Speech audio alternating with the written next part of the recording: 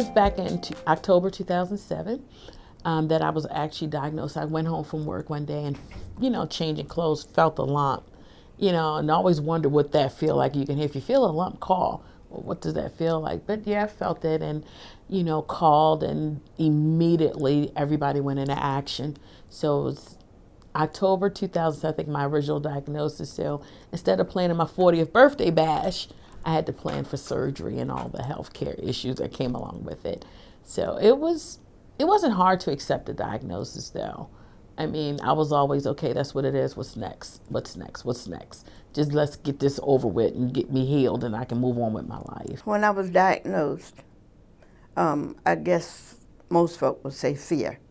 It strikes right away. You're like numb, and because you just can't figure out exactly where you're going from there. What's going to happen, because as ages pass, whenever they mention the big C, you know what the where your mind is. Is it time to go? Is it time to say goodbye?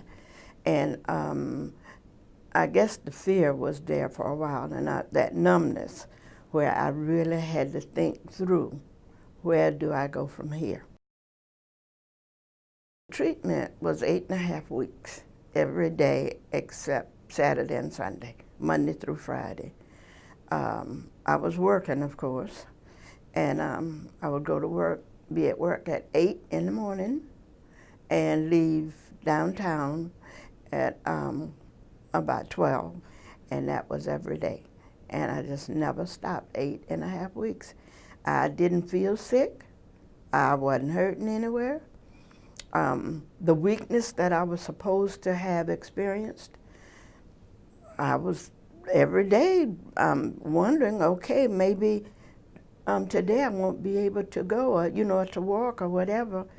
And I was able to go. I never, maybe in the 7th and 8th week, I felt maybe slight weakness, but I never did get down. I never did lay down, during the day like someone really is ill. I never felt that. I just felt almost completely normal, and was able to keep everything, church, the children, they were all adults at that time. And everything that I usually do, I was able to do. I went through 8 rounds of chemo, radiation, that, some surgeries, of course, the lumpectomy, and then to determine just how much cancer was in the breast, and they said the whole breast had to be removed. So I opted for a bilateral mastectomy because I was very busty. So I'm like walking around with one on and one off. That would mess with me emotionally. Yeah, I'm like, can't be lopsided like that, But we're gonna, they wanted, we can do, surgical reconstruction. I'm like, I'm good. Just take them both. Because of course, in my mind, let's limit the opportunity of it reoccurring. And it reoccurred anyway, but, I was just trying to take control over my health, and this is what I wanted. I guess I'm different because even during chemo, radiation, I worked. I just didn't work on the days I had treatment. So because I maintained a normal life, I think it aided in my ability to recover. I won't say quickly, but on a normal level. Like I wasn't home extensive. I didn't experience a lot of the sicknesses. Like when I would get treatment, I would hear the other women sharing how they were bedridden and how they couldn't do anything. I was washing clothes. I took care of my home. I went to work. My children were still involved in sports. I'm on the field, football field. We're cheerleading. We're cheering football. So life was normal outside of having breast cancer. If you're able to go for 8.5 weeks without any interruption to your life, to your system, to your movement system, the recovery, you just keep moving. You go back for your checkups. You go back for your visits to, your oncologist, and go through that whole regimen, and still not worried. and still feeling well and still able to get up on your feet and move. Uh, it was, I guess, I would probably rate it equally as well as doing the treatment. I just have not had any problems. Sometimes I question myself and wonder, did it really happen? You know, was it real, or is it something they said they saw? But I assumed that it was real because they said it was there. In 2009, it came back on my spine. Since I had the bilateral mastectomy, my oncologist, he said if I still had the other breast, it probably would have came back in that breast. But because it wasn't there, it came back on my spine. The first year, I was great, no neurological symptoms, but under a lot of stress at work, the symptoms came back.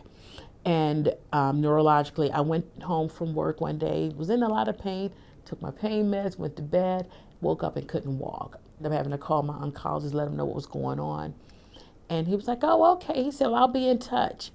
Little did I know he was prepping me for surgery. I'm still stage 4, but it's been since my spine surgery, which was in 2010, everything's been, I've no reoccurrences since then.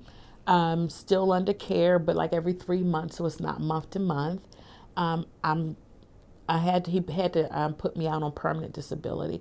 First, it was long-term disability, but one of the chemo side effects showed up last year, 2015. So now I have congestive heart failure. I didn't have enough to be diagnosed with, so let's add something else on. But the chemo did some damage to my heart, so now I'm under cardiovascular care too. I still just try to keep life as normal as possible. I call it my new norm. Although I'm on disability, I started my own business. I volunteer at my daughter's school. Sometimes I'll drive for Uber or Lyft just to get out and about to meet people and just kind of keep life moving and going. Positive is really one thing that you have to be. You can't let your mind go in a negative mode. You have to think on the up. You cannot let, as soon as you hear cancer, the word, you're doomed. You're not doomed. It's all in your head. It's all in your mind. It's a mind over matter. That saying sort of fit right there, mind over matter. So your faith, attitude, being positive, just keep moving. If you don't feel sick, don't sit down. Don't resign yourself to be at home, and because if you're at home, you're just going to be wrapped up in your own thoughts, and that means that the enemy will have you right there. But if you keep moving on the upside, you can actually beat it. I believe that. After the diagnosis, like, let's create memories. Life is short. Tomorrow isn't promised, so I may not have tomorrow to do it. So do it today.